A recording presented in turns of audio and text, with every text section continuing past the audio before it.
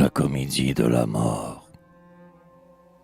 Heureux adolescent dont le cœur s'ouvre à peine, comme une violette à la première haleine du printemps qui sourit. Âme couleur de lait, frais buisson d'aubépine, ou, sous le pur rayon dans la pluie argentine, tout gazouille et fleuri.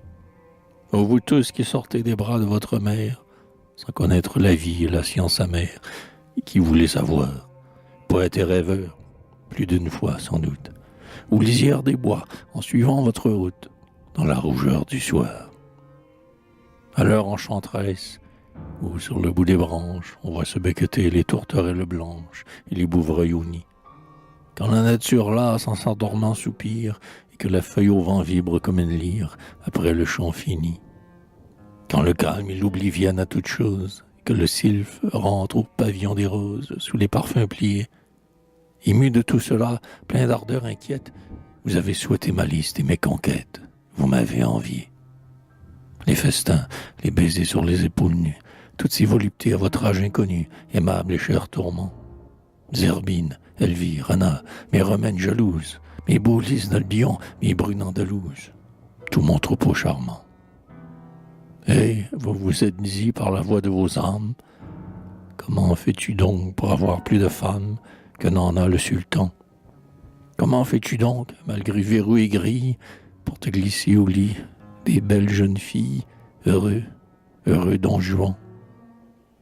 Conquérant oublieux, une seule de celles que tu n'inscrivais pas, une entre tes moins belles, ta plus modeste fleur. Oh, combien longtemps nous l'eussions adorée, elle aurait embelli, dans une urne dorée, l'autel de notre cœur. Elle aurait parfumé cette humble pâquerette, dont sous l'herbe ton pied a fait ployer la tête, notre pâle printemps. Nous l'aurions recueillie, et de nos pleurs trempés, cette étoile aux yeux bleus, dans le bal échappé, à tes doigts inconstants. Adorable frisson de l'amoureuse fièvre, ramier qui descendait du ciel sur une lèvre, baiser âcre et doux. Chute du dernier voile, et vos cascades blondes, cheveux d'or inondant un dos brun de vos ondes, quand vous connaîtrons-nous? Enfant, je les connais, tous ces plaisirs qu'on rêve, autour du tronc fatal l'antique serpent d'Ève, de ses pommiers tordus. Aux immortels, jamais dragon à tête d'homme, n'a d'un plus vif éclat fait reluire la pomme de l'arbre défendu. Souvent, comme des nids de fauvettes farouches, tout prêts à s'envoler, j'ai surpris sur des bouches des nids d'aveux tremblants. Serrés dans mes bras de ravissants fantômes, bien des vierges en fleurs m'ont versé les pures bombes de leur calice blanc. Pour en avoir le mot, courtisane rusée, j'ai pressé, sous le phare, vos lèvres plus usées que le grès des chemins. Égouts impurs, où vont tous les ruisseaux du monde, j'ai plongé sous vos flots, et toi, débauche immonde, j'ai vu tes lendemains. J'ai vu les plus purs fronts rouler après l'orgie, parmi les flots de vin, sur la nappe rougie, j'ai vu les fins de bal, et la sueur des bras, et la pâleur des têtes, plus mornes que la mort sous leurs boucles des fêtes, au soleil matinal. Comme un mineur qui suit une veine inféconde, j'ai fouillé nuit et jour l'existence profonde, sans trouver le filon. J'ai demandé la vie à l'amour qui la donne, mais vainement, je n'ai jamais aimé personne, ayant au monde un nom. J'ai brûlé plus d'un cœur, dont j'ai foulé la cendre, mais je restais toujours comme la salamandre, froid au milieu du feu.